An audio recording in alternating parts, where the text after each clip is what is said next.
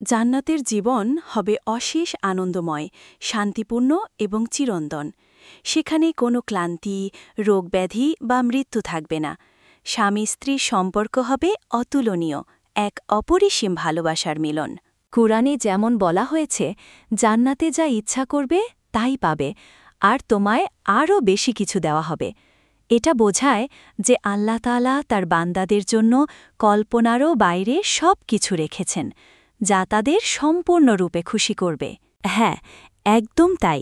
জান্নাতে মুমিনদের সব কামনা বাসনা পূর্ণ হবে, আর স্বামী স্ত্রীর সম্পর্কও হবে সেখানে এক অসাধারণ আনন্দের মুহূর্ত, যেখানে কোনো অপূর্ণতা বা দুঃখ থাকবে না, শুধুই চিরস্থায়ী সুখ আর ভালোবাসা। জান্নাতের সৌন্দর্য হবে অসাধারণ। সেখানে সবাই চিরযৌবনা আর সুস্থ সবল থাকবে। স্বামী স্ত্রীর সম্পর্কও হবে একদম নতুন করে গড়া, সবসময় সতেজ আর ভালোবাসায় ভরপুর। কোনো দুঃখ কষ্ট সেটাকে ম্লান করতে পারবে না।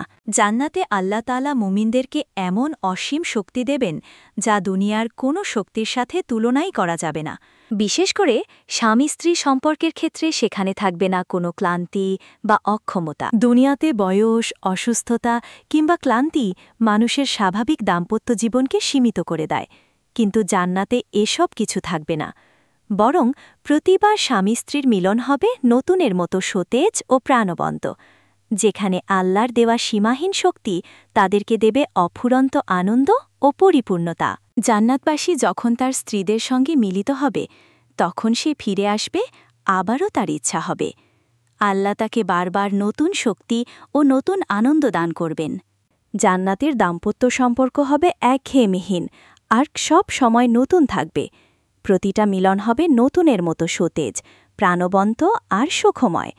কোনো ক্লান্তি বা পরিশ্রম থাকবে না, শুধু থাকবে অফুরন্ত আনন্দ আর পরিপূর্ণতা।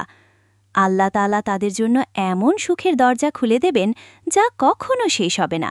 দুনিয়ার জীবনে যৌবন হারিয়েলেও জান্নাতে সবাই ৩৩ বছরের যৌবন ফিরে পাবে। শারীরিক দুর্বলতা থাকবে না, আর দাম্পত্য জীবন হবে সবসময় সতেজ আর প্রাণবন্ত।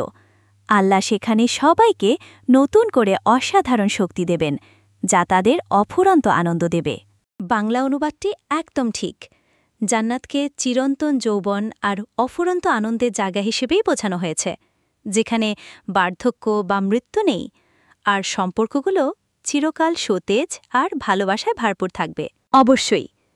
তারপর বলা যেতে পারে যে জান্নাতের সুখ, শান্তি আর পরিতৃপ্তি দুনিয়ার কোনো সুখের সঙ্গে তুলনীয় নয়। সেখানে দুঃখ, কষ্ট, হতাশা বা কোনো অপ্রাপ্তির নামগন্ধ থাকবে না। সবাই আল্লাহর অসীম রহমত ও নিয়ামতে ডুবে থাকবে, যেখানে মন যা চাইবে তার চেয়েও অনেক বেশি পাবে। এক কথায়, জান্নাত হল কল্পনার চেয়েও সুন্দর এক অপার্থিব জগৎ। জান্নাতে মানুষের শারীরিক বা মানসিক কোনো অপূর্ণতা থাকবে না।